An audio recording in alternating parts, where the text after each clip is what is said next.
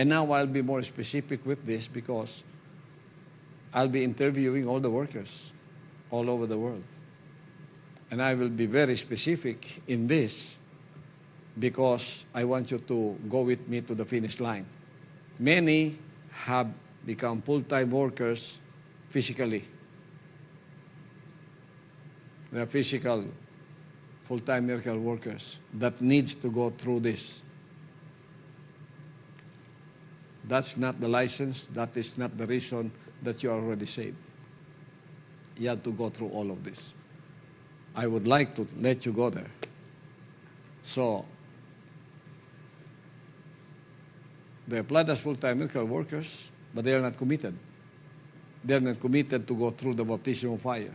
So when you let them go there, because no one is exempted, they draw back. They resent it. They didn't like it. In the kingdom, master this. Not your will, but the Father's will be done. If you refuse to go through the Father's will into this, you will be disqualified. Many have been disqualified. And now, because the resentment was still in their heart, because they misunderstood it, look at those decedents who came out of here. They did not understand the discipline. Just because they already are professionals, that means that they are exempted in going to heaven. I am already a lawyer. I am exempted from going to heaven. I will not go through instruction. And then you look at their spirits, you know. The most important thing is spiritual growth. Where are you in the spiritual growth? Are you in the middle? Are you 1/4 of it? Or are you 3/4 of it? Or are you 99% finished? Or what? That is what I'm looking at. When I look at you, that is what I am looking at. Where are you in spiritual growth? Because that is where your soul depends for its salvation. If you cannot go through that, I'm sorry. You will be one of those who will say, Lord, Lord. You know, and I will say, not everyone that say, Lord, Lord shall enter. Only those that do the will of the Father who is in heaven. What are this will? I've spoken this so many times. Galatians chapter 4, please put it back.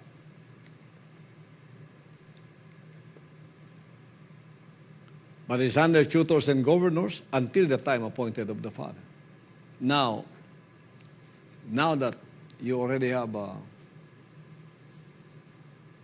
model, you can determine your time appointed with the Father. You can arrange it. You may hasten it or you delay it. It's up to you. But the time appointed of the Father will come to you. That if you did not go through that appointed time, you're still a servant. One of these days you'll be cut off, because servants will not abide in the house forever. Even so, when we were children, we were in bondage under the elements of the world. Elements of the world, you know, you are still under bondage of the element. What are the elements of the world? Lust of the eyes, lust of the flesh, pride of life. And this is what made others resent this ministry, because of the pride of life. And this is what made Satan fall from grace, because of that pride of life. Pride of life will tell you, nobody had to teach you because you are already bright. Nobody has to teach you because you are already smart. Nobody has to teach you because you are a professional. Nobody has to teach you because you are this and you are that. When you come into the kingdom, you are reduced to zero so that you can have a new life and a new mentality and a new beginning, and that is when this spiritual knowledge and understanding of the Father's will come to you. Now you will understand the spiritual things of the Almighty Father. Okay, verse 4. But when the fullness of the time was come, fullness of the time, the fullness of teachings, the fullness of correction, the fullness of reproof has come, God sent forth His Son, made of a woman, made under the law, to redeem them that were under the law, that we might receive the adoption of sons. What is that law? The law of sin. The law of sin is the law of the lust of the flesh, the lust of the eyes, the pride of life, which is the devil's will implanted within us, and we have inherited that kind. That is our own will, implanted by the serpent seed within us. You'll be redeemed from that. And then you receive the adoption of sons. But before you can receive the adoptions of sons, you have to be taken out of bondage from those elements. And because now you are sons, God sent forth the Spirit of His Son into your hearts, crying, Abba, Father. Now you can know, and I'll answer that question, when do I know I am already a son? When you feel in your heart that you will never backslide, that you will never go back, that you will never draw back, that you will never be offended, that you will never resent, that you will never be bitter, that you will never be like that, although death will stare you in the face. If you are in that state, then you can say, Abba, Father, with me, because you are now adopted as sons and daughters. Is that the end? Verse 7. Wherefore thou art no more a servant, but a son, and if a son, an heir of God through Christ. That is salvation. That is when you can declare yourself saved. That is where I will draw right now all the workers, full-time miracle workers. If you are not in that third level of growth, as many full-time workers are here, but I will now grade your spirit. If you are not in the third level of spiritual growth, you are just an apprentice here.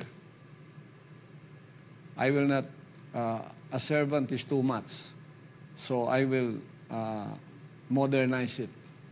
Instead of calling you a servant, I will call you an apprentice. Oh, Pastor, but I am already here for 20 years. Yeah, but you are still an apprentice. Move on. Move up. Prove to me right now that you can be like me. Prove to me that you will undergo this fire and you will not misunderstood it. But that will add up more to your spiritual knowledge and to the characteristics of God that is being implanted in us. Hebrews chapter 12. Look at this. This is the elements of the fire that will take you out of the bondage of the elements of the world. And you have forgotten the exhortation which is speaketh unto you as unto children. My son, despise not thou the chastening of the Lord, nor faint when thou art rebuked of him. Despise not thou the chastening of the Lord. Sometimes the chastening of the Lord is coursed through angels. It is coursed sometimes through me. It is coursed sometimes through ministers, leaders, coordinators, administrators. So when the correction and the exhortation and the chastening should not always be with a rod. Sometimes you are chastened with words. What should be your spiritual reaction? What should be your spiritual response to that? Do not despise it. Do not faint. Sa Bisaya, di ka maluya. Di ka malain. Do not despise it. I have heard some the workers were corrected by Brother Marlon. I heard after Brother Marlon corrected this new worker, this worker said after Marlon,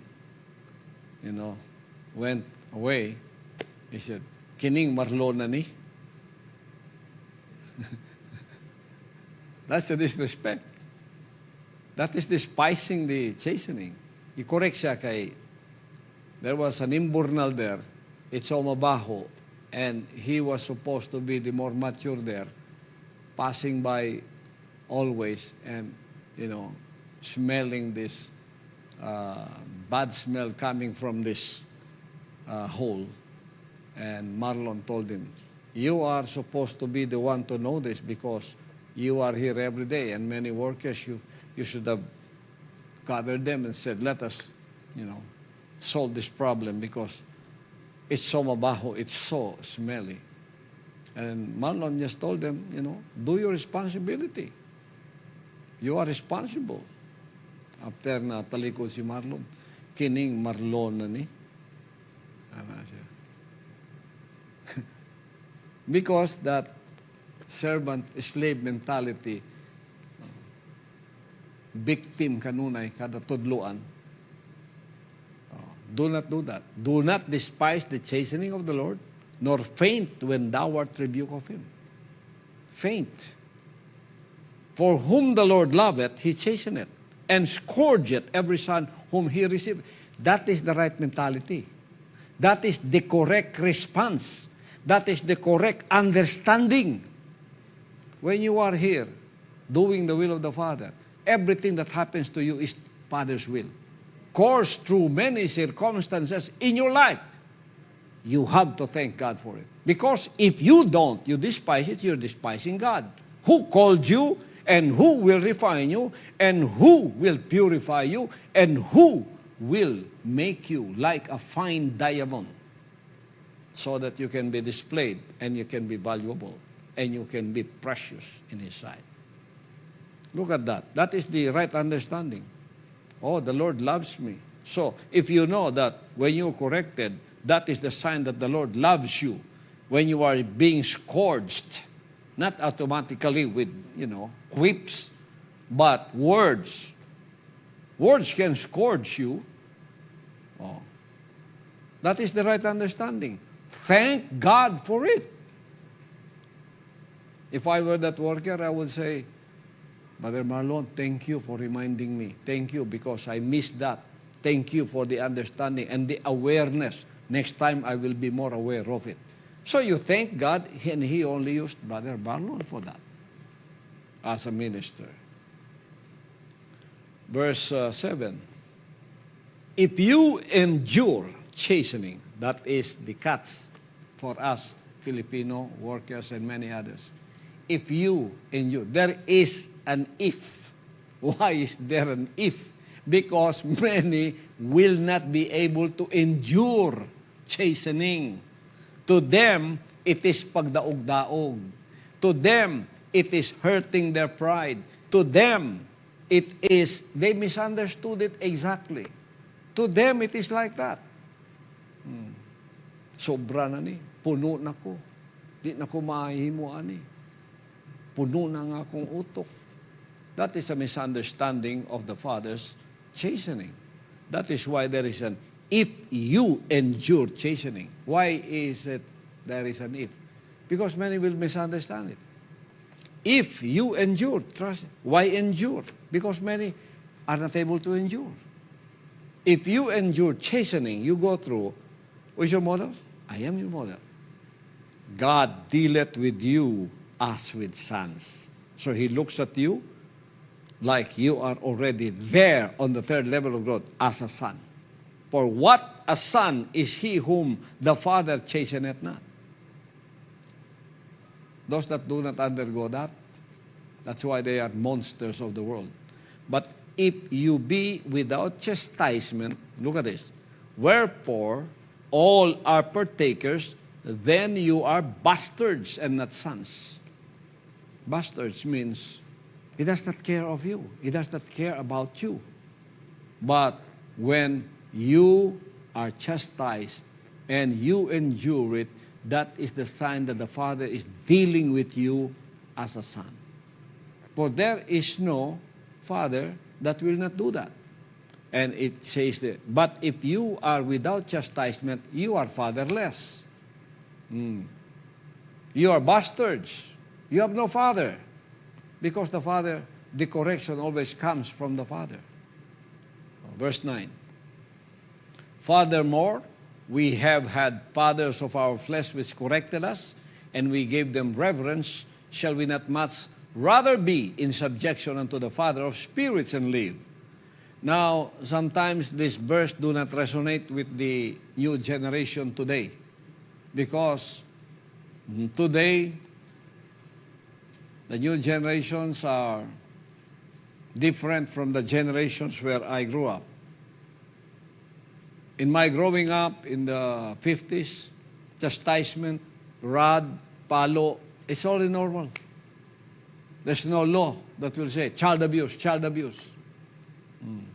Now, you cannot even say something to a child. You cannot even corrupt a child. You cannot even make palo a little to the child, because it's child abuse. And because of that, the child grew up monsters. What did they do? Parents abuse. They abuse their parents. They abuse the authority. They have no respect to authority. They have no respect to elders. In our time of growing up in the 50s, if you speak disrespectfully to someone who is older than you will receive punishment.